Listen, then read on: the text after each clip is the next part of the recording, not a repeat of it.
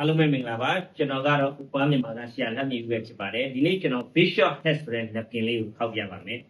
napkin မှာဆိုလို့ရှိရင်အတွင်းသားနဲ့အပြင်သားနဲ့ဆိုပြီးတော့နှစ်ခုရှိတယ်ချုပ်ရိုးသားအတွင်းမှာရှိနေတဲ့ကောင်ကိုမလှပဲပေါ့နော်ဒီဘက်ကဟာဆိုလို့ရှိရင်အလှအဲ့တော့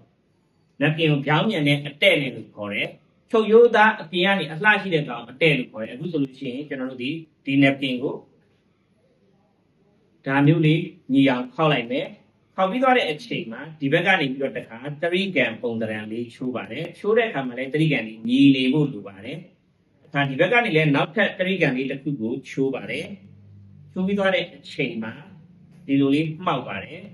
မှောက်ပြီးသွားတဲ့အချိန်မှာကျွန်တော်တို့ဒီနောက်ထပ်ဒါမျိုးလေးထပ်တယ်ထပ်လို့ပြီးသွားတဲ့အချိန်မှာဒီဘက်အောက်မှာပြိနေတဲ့အစလေးရှိမယ်အဲ့ဒီပြိနေတဲ့အစလေးကိုကျွန်တော်တို့ဒီဆွဲထုတ်ဖို့လိုပါတယ်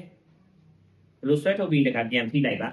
ပြီးရင်ဒီကနေတရိကန်ပုံတရံလေးချိုးမယ်ချိုးပြီးသွားရင်တခါဒီဘက်ကနေနောက်တစ်ဘက်ကိုလှန်လိုက်မယ်လှန်ပြီးသွားလို့ရှိရင်ဒီမှာလည်းတရိကန်ပုံတရံလေးဖြစ်အောင်ချိုးပါမယ်ချိုးပြီးရင်အတွင်းထဲကိုခောက်ထည့်မယ်ဒါဆိုလို့ရှိရင်ကျွန်တော်တို့ဒီတည်သက်လှပတဲ့ napkin လေးတစ်ခုရပါပြီအဲ့ဒါလေးကိုကျွန်တော်တို့ဒီလိုမျိုးလေးဖွင့်လိုက်တယ်ဒီမှာတော့ကျွန်တော်ရှိမှဘာဖြစ်နေလဲဆိုလို့ရှိရင်ကော်မတင်သားဦးမိဘူးမတိုက်ထားတဲ့အတွက်ကြောင့်တည်တည်တက်တက်လေးတော့တိတ်တော့မဖြစ်ဘူးပေါ့နော်ဟိုဒီအနေထားနဲ့ဆိုလို့ရှိရင်ဒါလေးဧည့်သည်ရှိမှခင်းလို့ရတဲ့အနေထားဖြစ်သွားပြီ